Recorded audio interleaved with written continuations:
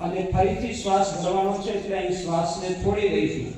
ફરીથી શ્વાસ ભરતા બંને હાથ ઉપર, હથેળી સામ સામે આકાશ તરફ, આંગળાઓ જોડેલા. બંને હાથના આંગળાઓને જોડી અને ખભાની ઉપર મૂકીશું.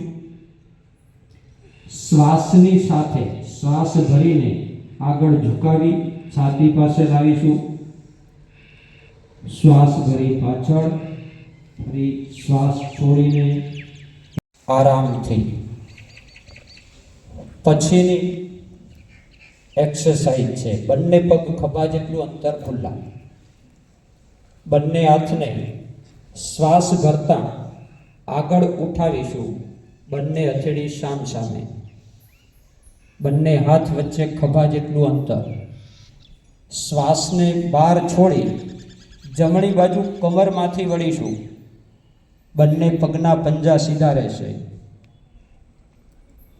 શ્વાસ પૂરેપૂરો બહાર છોડી અને રોકીશું. શ્વાસ